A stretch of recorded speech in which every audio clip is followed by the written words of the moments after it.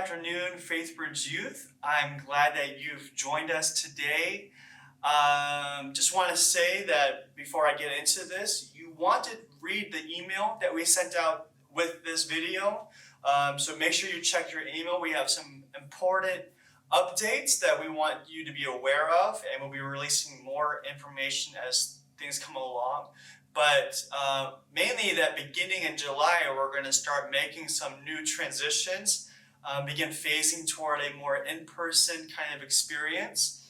And so you will want to read that email because it will give you a lot of those updates and information. And we're trying to begin moving toward some sense of normalcy in a way that respects our health standards and social distancing and all these things. But there are great things happening on the horizon beginning in July, and we hope to have you be a part of those things. So make sure you read those emails and stay tuned for a lot of information that will be coming out this week. And to add to that, beginning on July 4th, which is next weekend, we're going to be having a bonfire at Nick's house.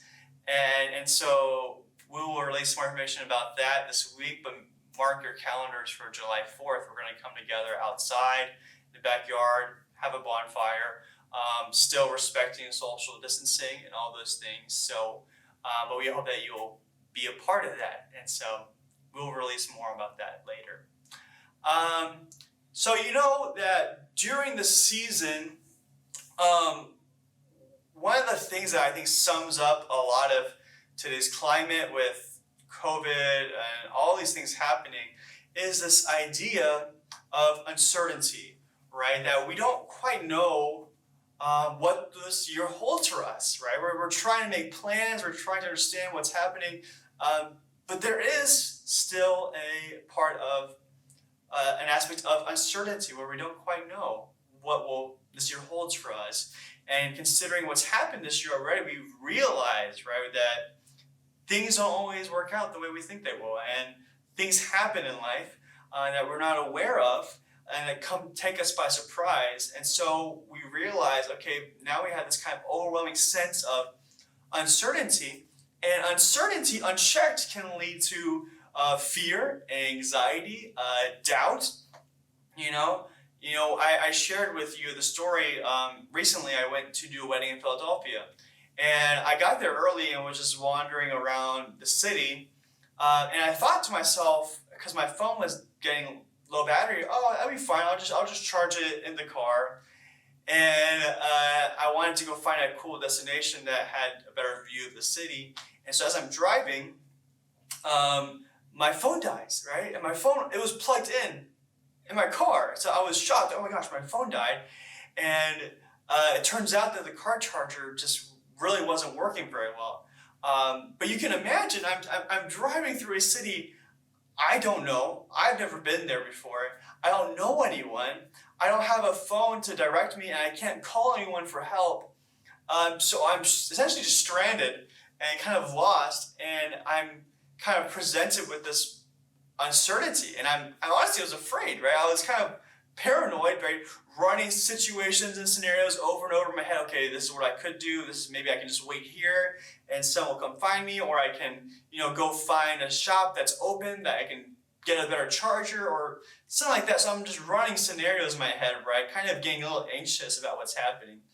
And I pulled over and I'm sitting there for like a good 30, 40 minutes. And then finally my phone comes back to life, right? And it's only like 2% battery or whatever. So I plug in the coordinates for the hours of the address for my Airbnb, and I start driving toward it, and I hope that my phone will stay alive while I get to my Airbnb. And lo and behold, as I'm driving to my Airbnb, my phone dies again, still plugged in. So I'm again a little stressed, and I pull over on the side of the road, but this time, you can understand I'm not as afraid, I'm not as worried, because I understand that this phone probably will come back to life if I give it enough time. So again, I wait another 40 minutes just sitting there, hoping that my phone will come back to life. Otherwise, I don't know what I'll do. But I had hope this time. And here's the thing, that hope isn't always some blind faith that something might happen, but that hope often is grounded in belief, grounded in something that gives us confidence that what we think will happen will come to pass, right? Right? It doesn't have to be some kind of fanciful dream, but that, right, I have hope in Jesus because of what he has done in his past, right? Because of God's character to fulfill his promises. I have hope that what Jesus says is true. And I have hope that if he says he's coming back, he will come back, right? That is my hope. And this is what I want to talk about tonight, all right? I want to talk about hope because I've talked quite a bit recently about love, right? Loving God, loving our neighbors, which are all very important for today's problems. But I want us to remember that we also have a hope. Now, hope is what helps us persevere through struggle, right? Hope is an anchor, right, that gives us stability, right? It grounds us in confidence, right? And that we don't have to be worried or have anxiety or fear, but that in the midst of chaos and turmoil and all these things, we can still have hope, right? We can still have hope in God because, right, he is faithful. We've been recently working through the minor prophets, right? We did Micah this past week, and Amos and Hosea, and you'll notice a common thread throughout these minor prophets, and that is the idea of hope. That even in judgment, even in the fear of what might happen, there's constantly words of hope that is given to these people, right? Even in Micah, it's not just judgment, but constantly, even after he says something about judgment, he adds hope every single time. And at the end of Hosea, at the end of Amos, at the end of Micah, they all end with this image of hope, that God will save them eventually, right? And this hope is grounded in the character of God. So every time they say, well, God is like this is the kind of God we worship, this is the kind of God Yahweh is, therefore we have hope. Even if there is judgment, we know he's a God of mercy. We know he's a God of salvation. So we have hope that God will save them, right? And when you read Isaiah, it's the same thing, right? King Ahaz, he is realizing the great threat that Assyria is.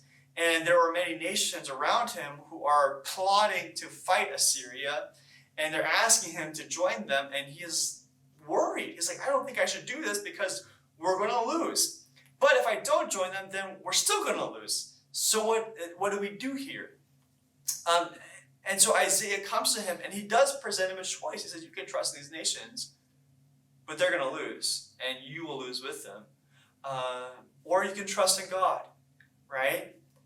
And Ahaz, you can imagine, he is witnessing his world kind of fall apart, his kingdom fall apart. Other nations are fighting him. There is a huge national threat of a big kingdom called Assyria who's going to sweep in and destroy everyone. And so he's worried that, he's going to lose all of this stuff. And so Isaiah speaks to him, and he gives him hope in the situation. And he doesn't quite say that, oh, you're going to win, you're going to be victorious, but he gives him hope that in the future there will be something that brings peace to Judah. And in chapter 9, this is what he says, right? He says, behold, those walking in darkness, you have seen a great light. And he talks about the end of wars, the end of battles.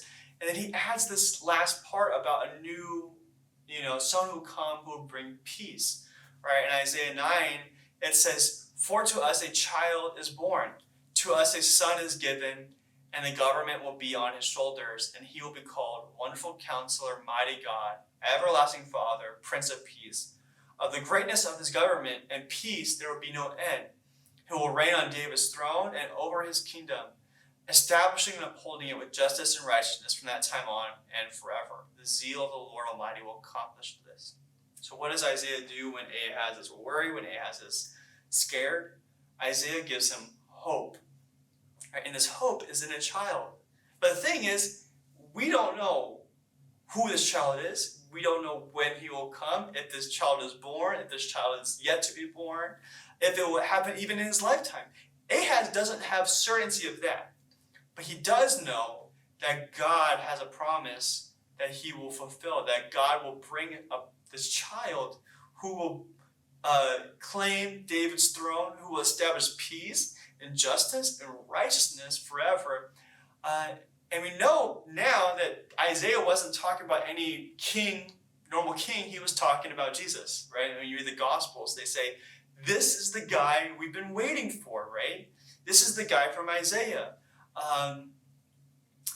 That in the midst of this worrying and suffering, right, there will become a guy who will bring peace, and that would be Jesus.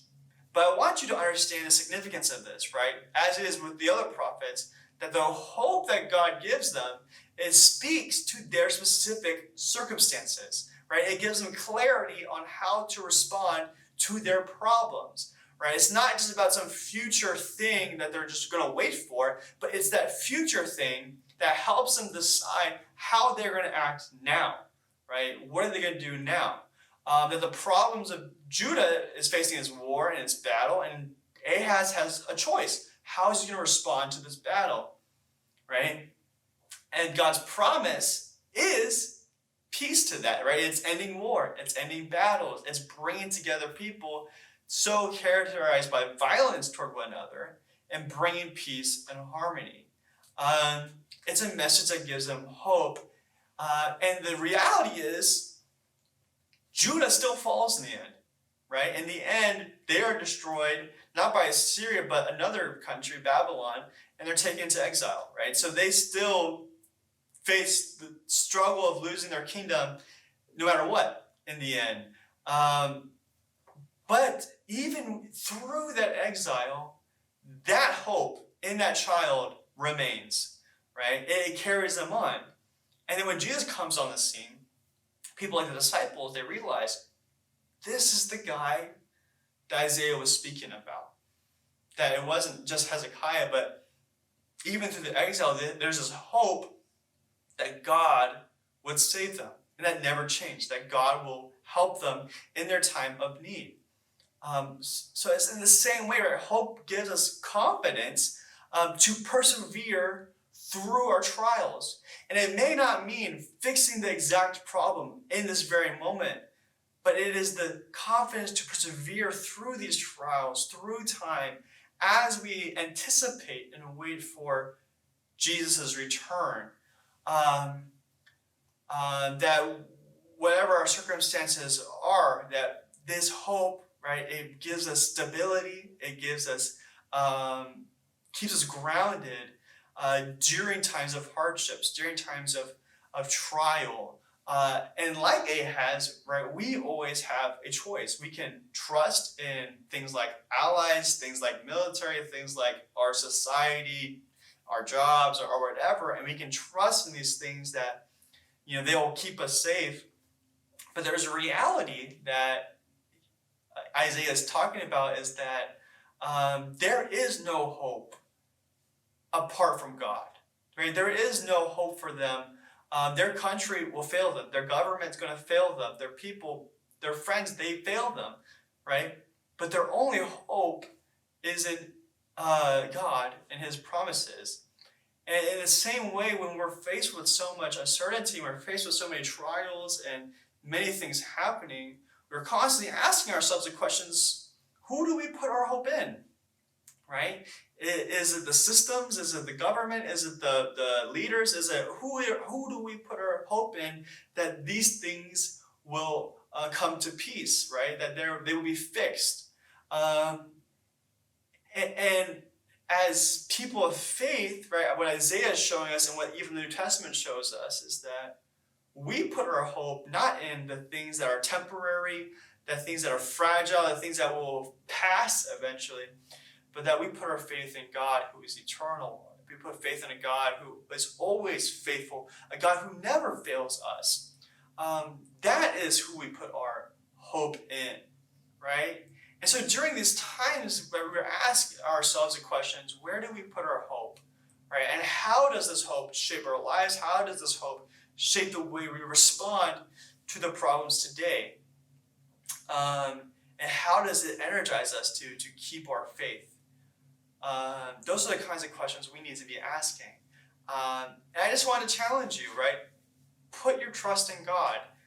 There are as many things we can do to push change, and those things are great. But in the end, right, we believe Jesus is going to return. And it's when Jesus returns that the lion will lay with the lamb, that the wolf will lay with the lamb, right? When there will be true peace, that no amount of government or change that we produce will be the same, right? But that there is actual hope that God will accomplish this for us, right? And that also leads us to how we respond, that we respond in faith, right? And that may look like pushing towards change in our own lives, seeing the kingdom come on earth as it is in heaven, right? Putting those changes to action. But it is tempered. It comes along with this truth that whatever we do, right? Yes, it is helping the kingdom come to earth, but Jesus is the one who will fully bring it to fruition. And these things come together. So my challenge to you today is really just to hope in God, put your trust in Him, and allow Him to bring you rest, allow Him to bring you peace and stability, and to remember that you are His child, and that He cares for you, and that He loves you, and that whatever may happen in our lives, we can believe and trust that He has what is best for us. So I just want to encourage you, right, to have hope and let it be that anchor in your life. Believing in Christ, not because of just what He will do, but because of what He's already done for you. And that can give you confidence to believe. Right? So let me pray, and I hope I can see you at this next Zoom meeting. Lord Father, I pray that during the midst of immense uncertainty, in the midst of trial, in the midst of figuring out life in such a chaotic time, that, Lord, our hope in you, our hope in your character, our confidence in your promises, Lord, will give us stability. It will give us confidence and peace, God. It will ground us and anchor us, Lord God, so that we're not tossed back and forth by the problems in our lives, by the problems in our society, but, Lord God, that we are anchored in a hope, Lord, understanding that you, Lord Father, will bring peace, or that you will bring change on earth, God, that you will bring the kingdom, Lord, on earth as it is in heaven.